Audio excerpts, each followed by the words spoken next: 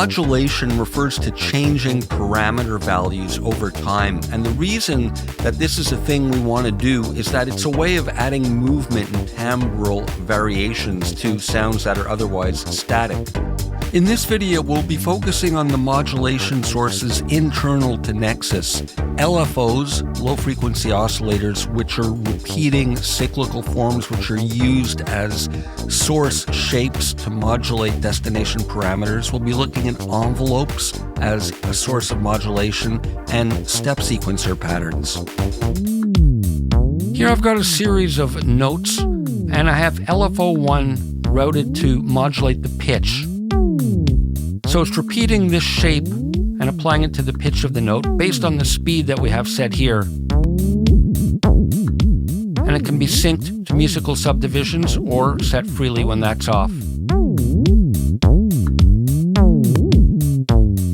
So if we set it to something like this, you can explore the trigger modes. With no trigger, it runs freely, regardless of when these notes are triggered. But in note on mode, it gets re-triggered. You can see the momentary dot jump back each time a new note is played. Now we can offset where it starts from using this off button, which is a starting phase position. So now it's jumping back to here rather than the beginning. Or I can have it jump to the lower position. And we have different shapes. Triangle. I'm going to put the phase back to the beginning and set this a bit faster so you can hear the difference between the shapes.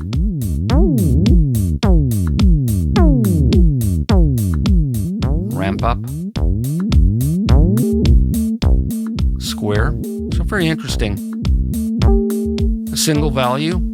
Chaos, where it'll randomly jump to a different value with each new trigger. And we can create a user shape by clicking and dragging.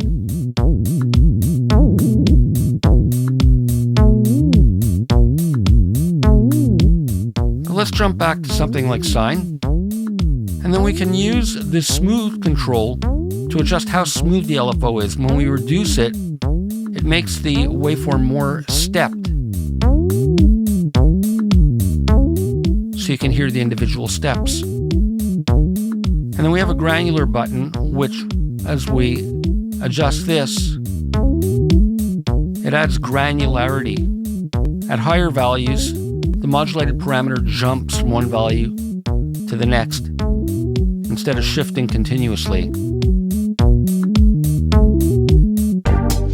Here I've got LFO1 routed to the filter cutoff. With it enabled, now we can click here and get to some advanced parameters. Here, we can adjust the amount the LFO value is multiplied with volume. These volume and pan settings can't be replicated by the normal mod matrix. The volume multiplies LFO output with amp output, so you can use that to create a tremolo effect. The normal mod matrix only adds the values together, and pan adds like the normal mod matrix, but with a squared depth curve on the knob, so lower settings give finer control. The depth envelope fades in the strength of the LFO over time, and the speed envelope increases the speed of the LFO over time, and generally lower settings give finer control. This sets the delay before the envelope starts, and then we have the attack of the depth envelope. You can dial that up, and then the level of the depth envelope. Let's put it up full so we can hear what happens when we adjust the speed envelope. So there's a delay before the speed envelope begins. And you can see the trajectory of the modulation changing as I dial up the speed envelope attack. And I'll dial up the level of the speed envelope.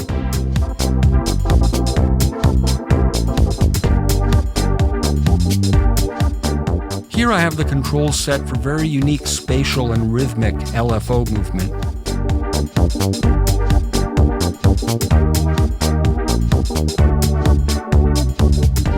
NEXUS5 has a dedicated filter envelope, amp envelope, and 4 modulation envelopes.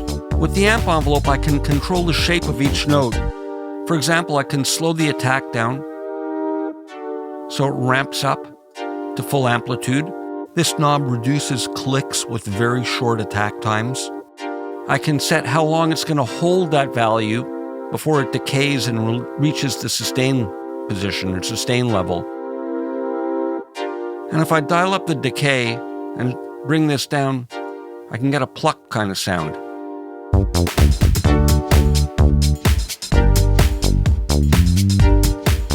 And release is how long it takes to decay down to full off. Spike will accent the attack. I can add drive, affect how much it affects volume, velocity tracking for how much velocity is going to influence the volume. The pan knob simply sets the pan position. As I slow this attack, you can hear it pan over to the right. Spread applies an alternating pan position to each note based on the value we set. The random knob lets us dial in randomized pan positions for each note. The key tracking knob is for the pan amount. The higher you are on the keyboard, the more it pans to the right. So here I can go back to a sharp attack, and I'll dial up the sustain.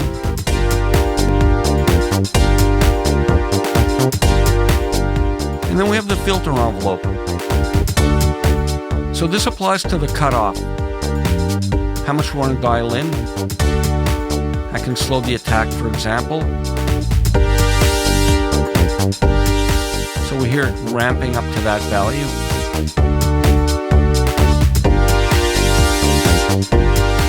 And then it can hold at that value. This adjusts how long it takes to decay down to the sustain level. So I want it to decay quickly. I'll dial the hold all the way down.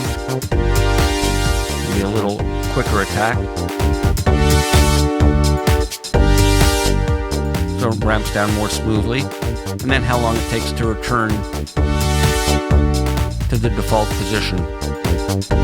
This determines how much velocity makes the envelope affect the cutoff, and this is for velocity values directly affecting the cutoff.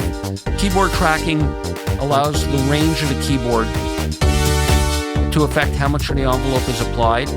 We can generate random values, and with this knob, velocity affects resonance.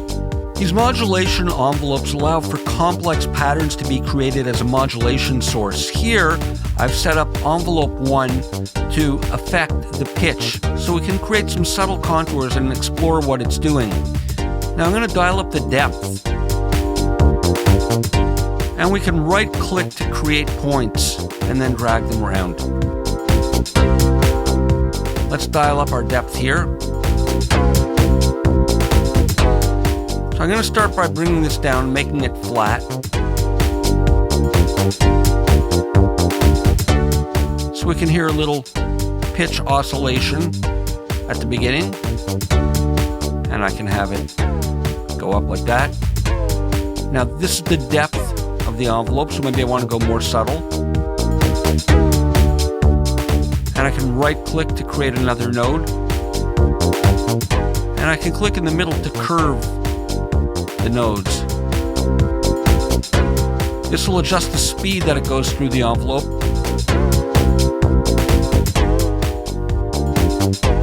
And it can optionally be synced to tempo based on musical subdivisions. I'm going to set it freely. Nice and quick with a shallow depth or deeper. Adds interesting effect. And the lag knob will add a bit of smoothing between the different points. And then we can loop it based on these loop flags.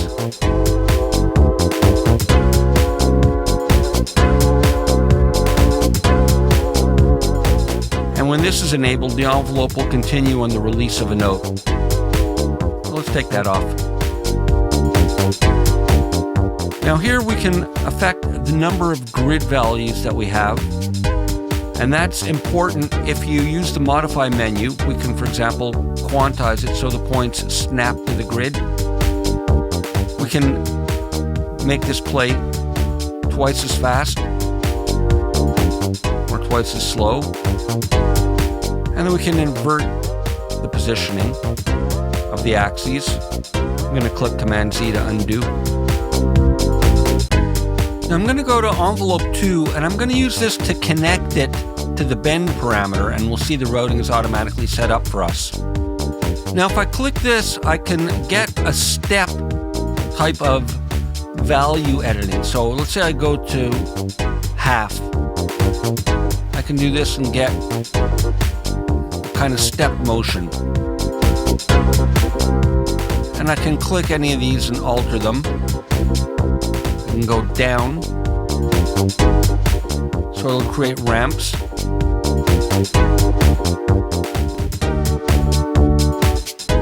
Up will create upward ramps. And this will create triangular up and down ramps. And again, I can play through at faster speeds or slower. Add some smoothing, maybe a bit shallower.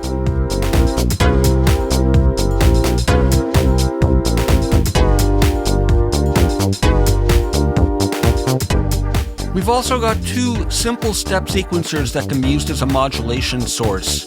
Here I've got a sound, and you can see the notes I'm playing live on the keyboard. Now I'm going to drag this here to route it to the cutoff of the filter, and I'll lower this to start with. And it can go through these steps at the speed we set.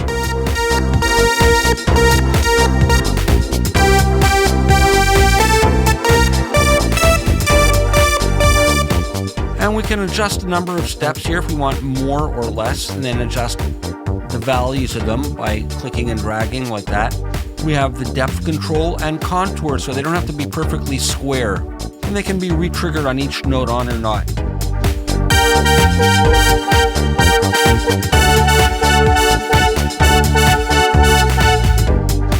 And then when you come up with something you like, you can click here to save as a preset for future use. Same thing with the envelopes.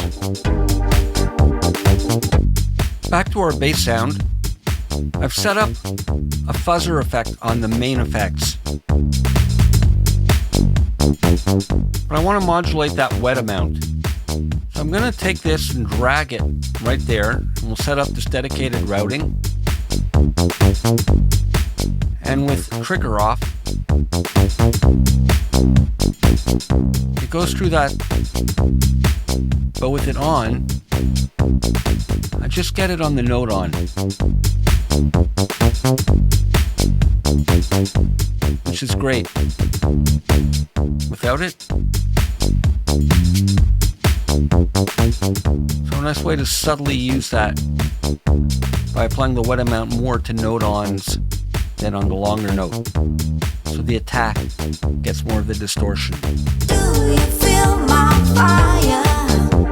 Like, hey, oh, I give you my fire. So as you can see, NEXUS5 has a comprehensive modulation system that allows you to control just about any parameter you can want to. So enjoy, have fun, and make great music.